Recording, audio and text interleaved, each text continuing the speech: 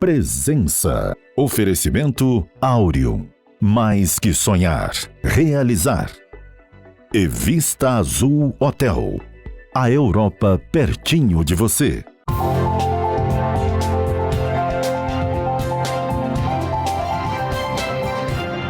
Já se disse que o castigo do bom cidadão, quando se omite da política, é ser governado pelo mau cidadão.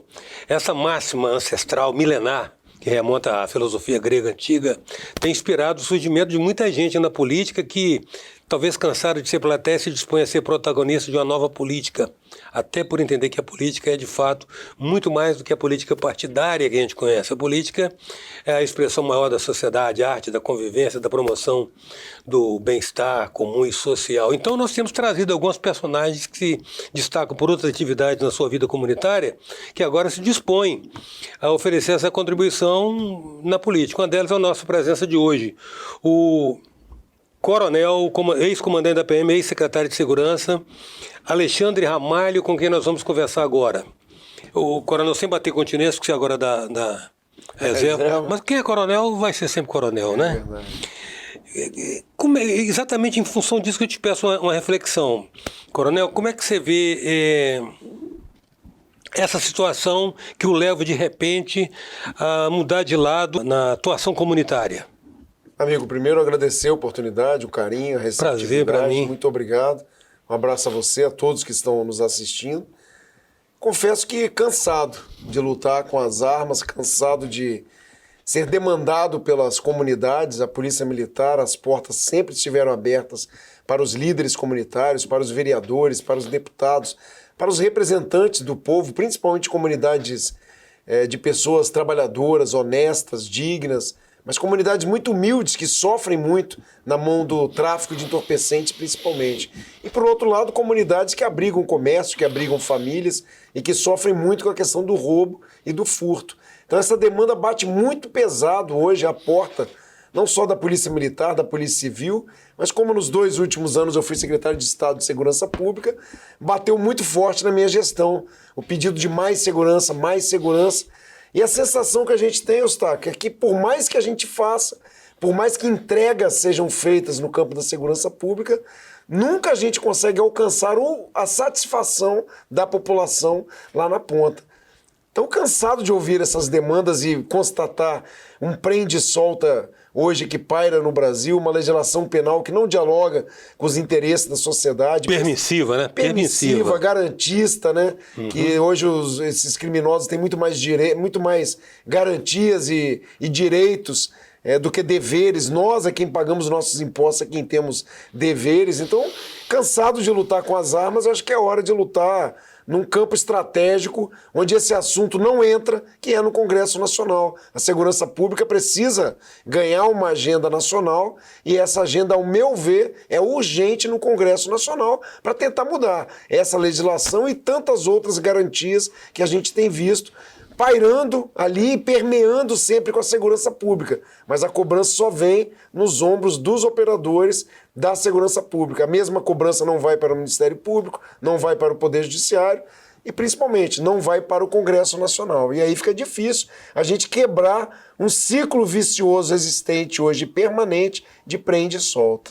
As estatísticas, elas depõem sempre contra o operador de segurança, não depõem contra o quadro de fatores que contribuem para aumentá-las, né? Exatamente, a demanda é sempre essa, né? Sempre que um fato de comoção social acontece, que seja um latrocínio, que é muito triste ver hoje a banalização do roubo, a cada vez que a gente não pune legalmente o roubo no Brasil perante uma legislação penal falha, nós estamos estimulando a continuidade do roubo. E a continuidade do roubo pode levar, num momento como esse, do indivíduo não saber usar adequadamente a arma, dele estar sob efeito de entorpecentes, dele estar sob efeito de álcool, por ele estar nervoso, e ele fazer uso daquela arma e acabar vitimando a pessoa que já é vítima do roubo. E aí o roubo se transforma no latrocínio com a morte daquela vítima do roubo.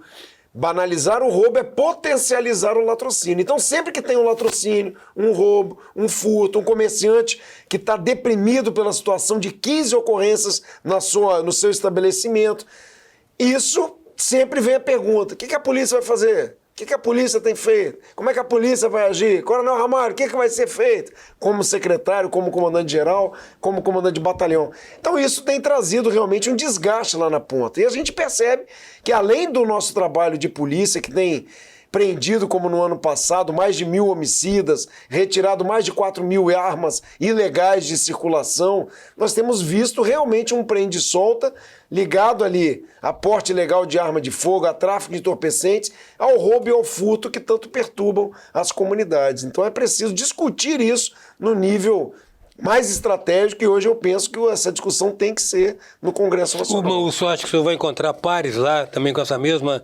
disposição e percebendo, tendo essa mesma percepção da dimensão e da natureza desse problema, coronel? A perspectiva do Senado é que a gente tem mais tempo, né, para construir isso, né? A pauta ela não é na Câmara de Vereadores, a pauta não é na Assembleia Legislativa, a pauta é na Câmara dos Deputados ou no Senado. E no Senado, a gente, além de ter mais tempo para discutir isso, nós temos a mesma representatividade do Espírito Santo encontrada em grandes estados, como São Paulo, como Rio Grande do Sul, como equilibrado, Rio de Janeiro. né? Uma discussão que pode ser equilibrada. E veja, o tema segurança pública, ele é um tema hoje nacional, né? Eu fui secretário recentemente e nas discussões dos congressos de secretários, a pauta é a mesma, é o prende-solta, é a audiência de custódia, é a percepção do policial que o seu trabalho não está tendo efeito perante a comunidade, é uma sensação de realmente... Enxugar gelo. O termo que se usa, enxugar gelo, é o completo, enxugar gelo com a toalha molhada. E essa questão da permissividade também do prende-solta e também dessa complacência que existe com relação ao rigor das penas, né? Você imagina você ter uma pena de 30 anos que na prática é cumprida em 5 anos. Exatamente. É um estímulo isso, né? Você vê o latrocínio punido com 20, 30 anos, o camarada vai cumprir, na verdade, no regime fechado, um período muito pequeno. Aí vem um outro problema no Brasil que outros países não têm, que é a progressão do regime. Tudo bem, a progressão é importante para a ressocialização, mas é importante que ele tenha um tempo mínimo dentro do presídio, e esse mínimo tem que ser adequado com a realidade do que nós temos sofrido aqui fora, e que lá dentro do presídio ele tente ser ressocializado. Ocorre que hoje é o inverso, né? A premissa é a soltura. Veja você, o furto é punido com 4 anos. 4 anos é imediatamente soltura. Ali na porta da delegacia, se for o caso. Só que ele volta para onde, esse cara? Se ele entrasse numa instituição para receber uma qualificação, para receber um encaminhamento para o mercado de trabalho, enfim, que tornasse ele uma pessoa melhor, mas não, ele volta para o mesmo local da onde ele saiu. Muitas vezes sem a arma, que ele foi para o roubo, muitas vezes sem a droga que ele comercializava, e agora? Se ele não arrumar a arma e a droga, ele vai pagar com a sua própria vida. Então nós precisamos ter uma outra porta de saída. Sair pela mesma porta que ele entrou, quer seja da delegacia, quer seja do presídio, num tempo muito rápido, nós estamos potencializando essa questão da soltura e estimulando cada vez mais a impunidade. É o que nós temos visto na ponta, Eustáquio. Nós estamos prendendo as mesmas pessoas pelos mesmos motivos, nos mesmos locais, num curto espaço de tempo. Não tem polícia que dê conta disso, não tem profissional que aguente isso. Coronel, parece que tem 2 planos aí de percepção. Um deles é o de que a certeza da punidade, da punição, ela pode inibir realmente a propensão ao delito, né? Agora, por trás disso também tem alguns aspectos que envolvem até os valores morais da sociedade, né?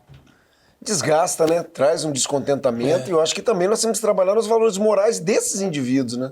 Que talvez não foram alcançados no passado por políticas públicas, né? Então quando me falam, mas você quer punir, você quer aumentar presídio? Não, eu quero tirar esse cara de circulação por um período e que ali nós venhamos a tentar socializar esse indivíduo. Não dá para ele sair pela mesma porta que ele entrou e voltar rapidamente a cometer os mesmos crimes e a demanda só bater na porta da polícia, né? Essa que é a grande questão que nos atormenta nesses 33 anos aí na segurança pública. Eu não sei como é que é a realidade dos equivalentes latino-americanos, mas nos países do primeiro mundo me parece que há muito mais rigor. Estados Unidos, né, a gente tem acompanhado, o Brasil parece que copiou o modelo italiano na questão da progressão do regime, né? Então essa progressão de regime de forma muito rápida, é o que você falava da pena de 30 anos que se transforma em 5, e quem paga esse preço é a família que perdeu seu ente querido no latrocínio, num roubo, num furto, que acabou no latrocínio, então essa conta fica muito pesada para as famílias, né, que estão perdendo seus entes queridos. E assim, a gente lamenta muito que cada vez mais esse problema da segurança pública vai chegando próximo às pessoas que são próximas nossas, né? Nós tivemos semana passada um sargento nosso da Polícia Militar caminhando ali em Itapuã, porque estava com um cordão dourado, o malandro veio de manhã, 6 horas da manhã com a pistola, querendo o cordão. Ele estava com a esposa, ele no instinto foi tentar defendê-lo, o cara se precipitou, atirou, sorte que pegou na perna, mas enfim, olha o transtorno que isso traz e que poderia ter matado um chefe de família. Então, é isso que nós temos que discutir, né? Como trabalhar essas questões aí numa legislação mais dura. Que o cara olha e fala, se eu fizer isso aqui, eu vou ser punido com isso aqui. Hoje ele olha e fala, não dá nada, eu vou fazer, e por aí vai, né? O menor na mesma linha.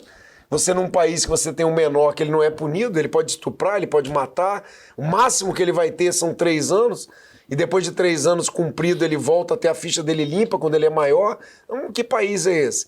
Então nós temos que discutir essas questões, a legislação penal, a maioridade penal, a premissa da soltura, a saidinha, né? Que é a coisa mais ridícula do que esse tal de saidinha. A cada data comemorativa, 2.000 presos vão pra rua. Não interessa se ele está no semiaberto, se ele está... Não interessa, o importante é que ele não vá para a comunidade dele, porque ali ele vai trazer transtorno para a gente.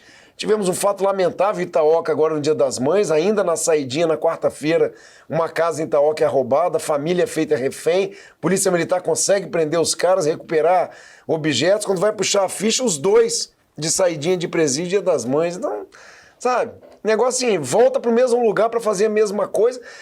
E aí a sensação que a gente tem é que tá tudo certo, pô. Mas a sensação também, coronel, não é de que a sociedade está dando de avestruz com a cabeça na areia, deixando que algumas poucas pessoas se preocupem de fato com isso? Não está faltando um pacto social mais amplo aí, não? Eu concordo com você. Eu acho que essa discussão é mais ampla, mas o que a gente lamenta, acho que você chegou no ponto que eu queria tocar. O que a gente lamenta é que essa discussão fique só ali no coturno do policial. Cadê a polícia? O que a polícia vai fazer? A academia tem que entrar nessa discussão, Ministério Público, Poder Judiciário, tantas instituições e principalmente o Congresso Nacional, de fato entrar nessa discussão e ouvir a sociedade. A sociedade está satisfeita com a legislação penal brasileira atual? Acho que esse é o papel do congressista, né? A presença hoje é do coronel Alexandre Ramalho. A gente volta já. Voltamos com a presença do coronel Alexandre Ramalho. Coronel, nós temos uma situação no Brasil, a gente está vendo uma situação meio surreal aqui no Brasil, com relação a desvio de funções das instituições, há uma discussão recorrente sobre as extrapolações que o próprio Supremo Tribunal Federal está fazendo, mas temos 2 coisas que se colocam. Uma delas é o seguinte, é o custo do Estado para o cidadão. O Estado é considerado um ente muito caro. Ele toma dinheiro da sociedade para devolver à sociedade, mas ele absorve a maior parte dos recursos com o autofinanciamento dele. Isso é uma coisa que alguém que bloqueia a Câmara Alta certamente deve estar consciente, né? Outra coisa é que exemplos se irradiam para nós a partir das elites? Olha, a questão do Estado, realmente, o custo é muito alto para o cidadão, né? A quantidade de impostos que a gente paga e o retorno que a gente tem, de fato, é mínimo no nosso país, né? A gente vê países aí onde você tem um imposto único e que isso realmente se reverte na ponta lá para o cidadão em educação, em segurança, em saúde de qualidade e, lamentavelmente, não é isso que a gente vê no Brasil, né? A gente paga muito imposto, estamos com uma inflação muito alta, que isso também influencia muito na questão da segurança pública, além da questão da pandemia, que nós tivemos o afastamento de crianças das escolas, né? Especialistas apontam que mais de 5 milhões de crianças afastadas das escolas, a questão do desemprego, de 13 milhões de pessoas desempregadas, a questão de famílias não conseguirem sequer uma alimentação de qualidade para colocar às suas mesas. Então nós precisamos sim tratar todas essas questões e eu acredito sim que o Senado é uma porta de entrada para isso tudo. Obviamente que todos esses assuntos, Eustáquio, é importante destacar isso, permeiam também a segurança pública, né? Porque quando a família não consegue a sua estrutura adequada, quando não consegue a sua renda adequada, lamentavelmente, os jovens são muito cooptados pelo tráfico de entorpecentes. O que paira hoje no Espírito Santo são jovens de 12 a 27 anos ligados diretamente ao tráfico de entorpecentes, quer seja pela desestrutura familiar, ausência da educação, ausência da religião, ausência da família. A família não consegue dar o encaminhamento adequado a esses jovens. Então, essa questão do imposto no Brasil e da inflação e de toda essa sobrecarga, ela também impacta severamente a questão da segurança pública. Por isso, então, corrupção deveria ser tratada como crime hediondo, né? Sem dúvida, né? Sem corrupção dúvida. É o crime do colarinho branco, né? Tanta corrupção ativa. Não, que é contra todos, né? Que é contra todos, Tanta né? corrupção ativa quanto a corrupção passiva, né? Isso entranhado dentro do Estado. E aí eu falo Estado, o Estado brasileiro, né? Dentro de algumas instituições que são de uma importância tão fundamental, né, para o cidadão lá na ponta, né? Que poderiam traduzirem muito mais esforços, né, de todos os servidores públicos, os eleitos, os concursados. E quando a gente vê isso entranhado no Estado brasileiro, ainda isso é muito ruim, né? Nós não precisamos mudar essa perspectiva, sem dúvida nenhuma.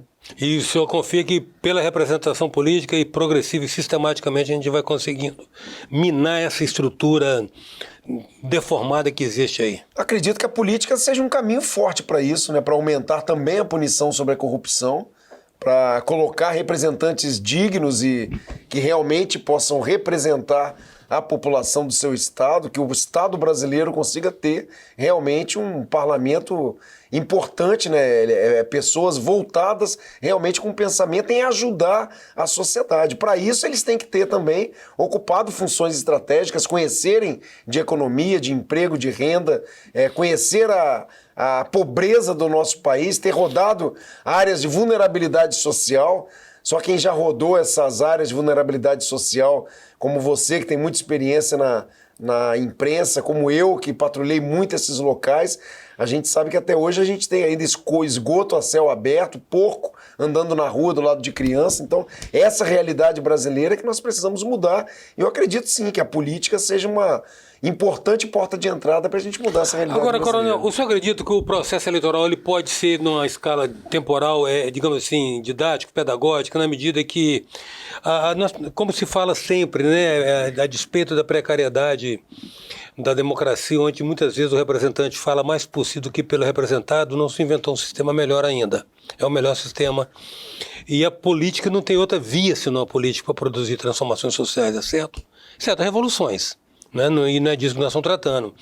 O senhor acha que numa progressão de aprendizagem o eleitorado consegue identificar essas pessoas que estão mais habilitadas para representá-lo e comprometidas de fato para fazer essas entregas que a política deveria nos fazer? Eu acredito que o processo político ele tem que ser um caminhar, né? Eu acredito que esse assunto ele deveria hoje estar com urgência nas escolas, né? A gente de base já, desde muito cedo, a gente entender qual é o papel do parlamentar, né?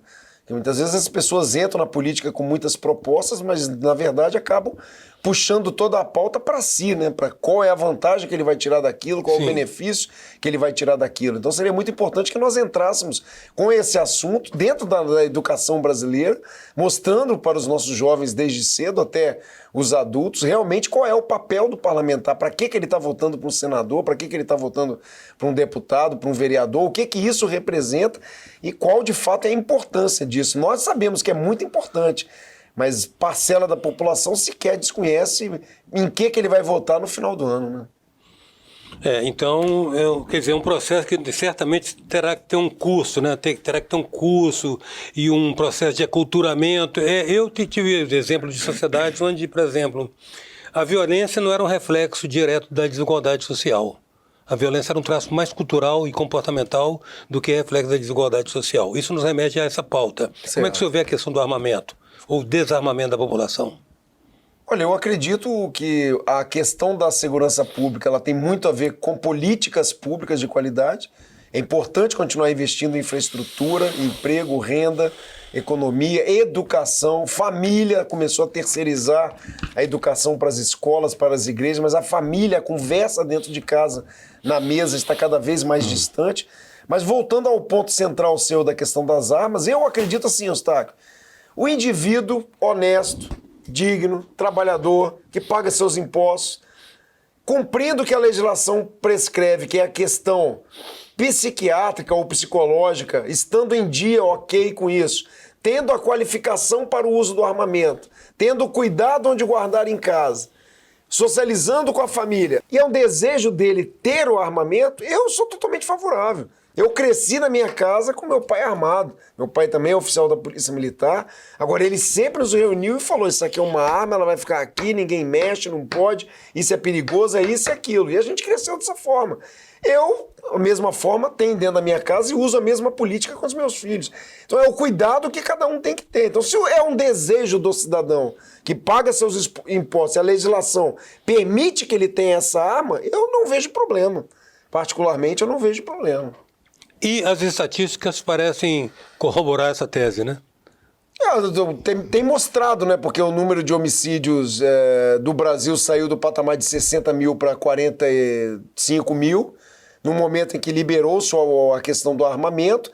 É uma pauta ainda complexa, né? Não temos que também avaliar todo o investimento que cada estado fez. Por exemplo, no estado do Espírito Santo nós temos um programa que visa a diminuição dos homicídios.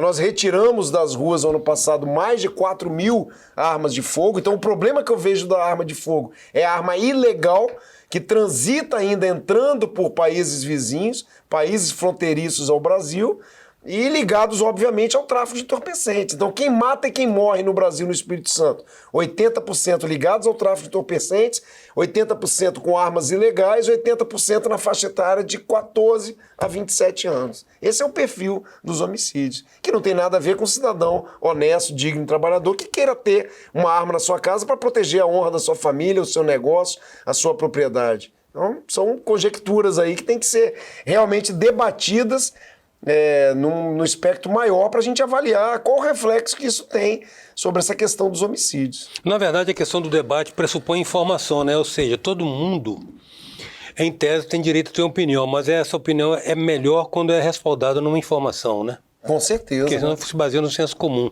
Com certeza. Né?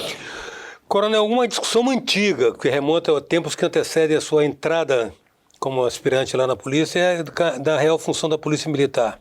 Se rebobinar os primórdios da PM, se descobre que ela surgiu, parece que ela surgiu a partir depois da Guerra do Paraguai, como milícias estaduais que tinham como finalidade estritamente preservar o patrimônio público. Depois ela derivou para outras funções. E hoje é um questionamento. Hoje não. Os teóricos da área do estudo da segurança formulam alguns questionamentos a respeito disso.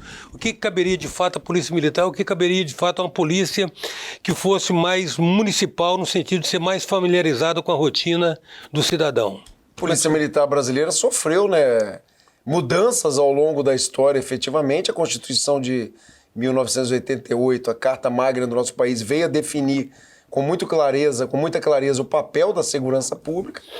Muitos defendem um ciclo completo de polícia, porque no Brasil hoje você tem a Polícia Civil, a Polícia Militar, a Polícia Rodoviária, a Polícia Federal, a Polícia Penal, a Polícia Ferroviária ainda inscrita na Constituição e as guardas municipais. Então muitos defendem que fosse um ciclo completo, ou seja, uma única polícia que faz absolutamente tudo, tanto a parte investigativa, a parte ostensiva, no caso hoje a investigativa feita pela Polícia Civil, a parte ostensiva pela Polícia Militar e o encaminhamento para a prisão e flagrante por uma polícia única. Mas veja, nós temos ainda o nosso papel da polícia ostensiva, a gente faz realmente a segurança pública voltada para o cidadão, nós não fazemos mais a guarda de patrimônio.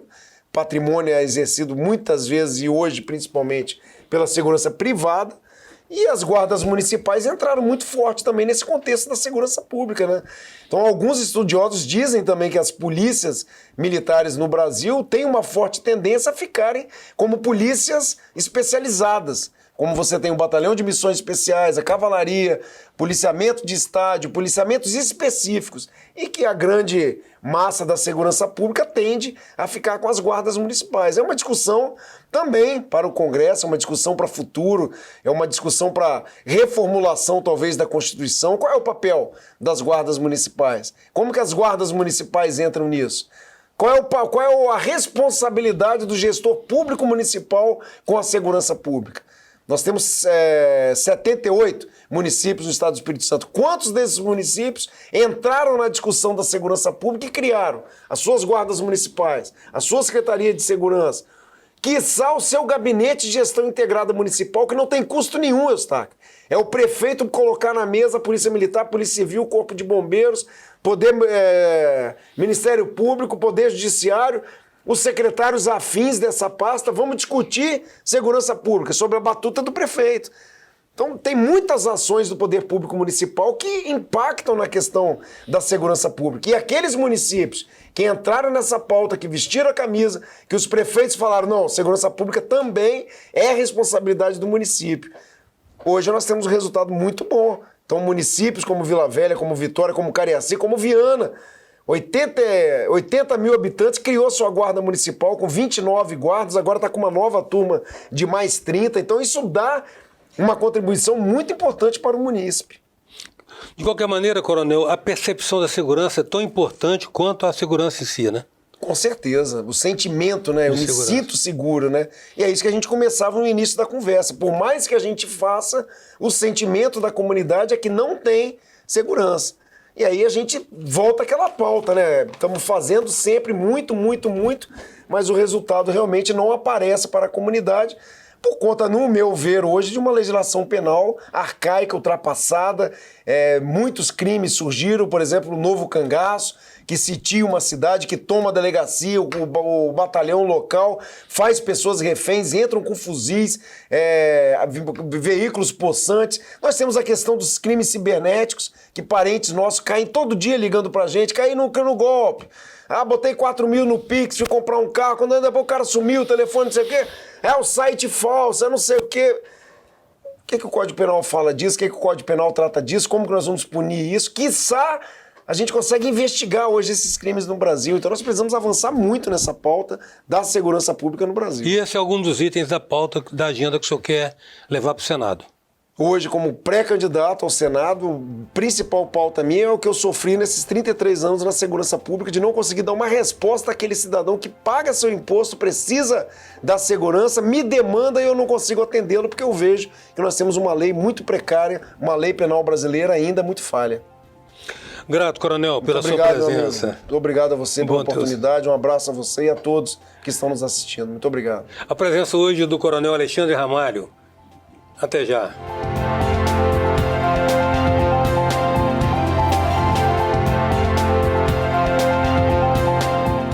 Presença. Oferecimento Áureo.